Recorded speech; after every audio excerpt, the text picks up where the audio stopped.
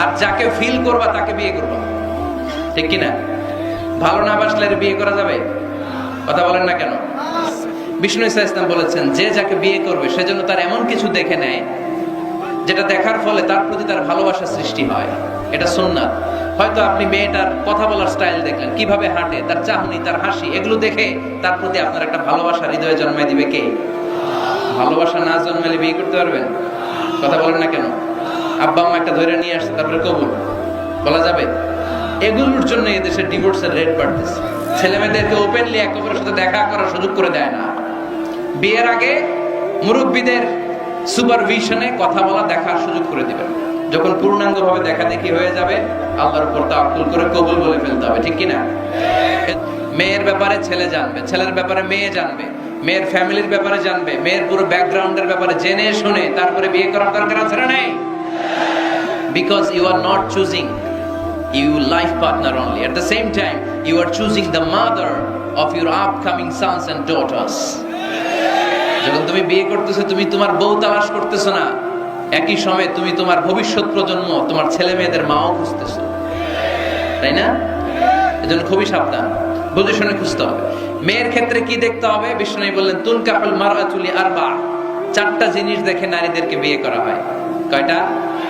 লিমালিহা, এদের সম্পদ আছে কিনা, ওয়ালি জামালিহা, সৌন্দর্য আছে কিনা, ওয়ালি হাসাবিহা, তার status, academic status, family status, social status, এগুলো আছে কিনা। 4 নাম্বার লিদিনিহা, মেয়ের দিনদারি, ধার্মিকতা। বিষ্ণু বলেন, ফাজফার বিযাতিদ দ্বীন, এই চারটার মধ্যে থেকে দিনদারিকে প্রাধান্য নিয়ে তুমি বিজয়ী হয়ে যাও।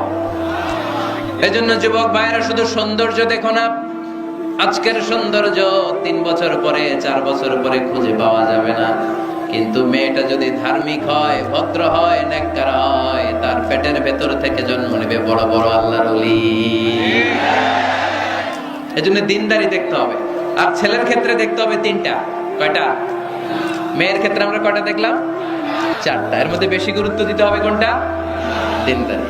আর মেয়ের বাবা যারা আছেন বা মেয়ের বড় ভাই যারা আছেন, তারা যখন ছেলে খুঁজবেন, তারা 3টা জিনিস দেখবেন। 1 নাম্বার, বিষ্ণু বললেন, ইযা জাআকুম মান তারদাউনা খুলুকাহু ওয়া দীনাহু ফাযাওইজুহু ওয়া ইল্লা তাফআলু তাকুন ফিতনাতুন ফিল আরদি ওয়া ফাসাদুন আরিদ।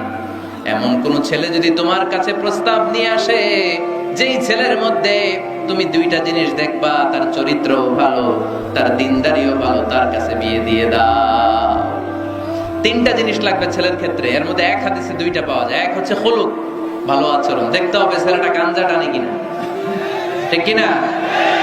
ছেলেটা মহিলা কলেজ শুরু হলে ওখানে দাঁড়িয়ে ইভটিজিং করে কিনা, 31st নাইটে কোনো মেয়ের ওন্না ধরে টান দেয় কিনা, টেন্ডারবাজি করে কিনা, চাঁদাবাজি করে কিনা, এলাকায় ত্রাস সৃষ্টি করে কিনা। এটা কি মাস্তান ছেলে না ভদ্র ছেলে নাকি নামাজি দেখতে হবে। তাহলে 1 নম্বরে খুলুক, ক্যারেক্টার, এটা দেখে নেবেন। নাম্বার 2, দিনদারি। ক্যারেক্টারে দেখবেন যে অন্য মেয়ের সাথে সম্পর্ক আছে কিনা, এর হাতে মেয়ে দিলে মেয়ে নিরাপদ কিনা, পরে আবার পরকীয়ায় জড়াবে কিনা। এটা হচ্ছে খুলুক, ক্যারেক্টার।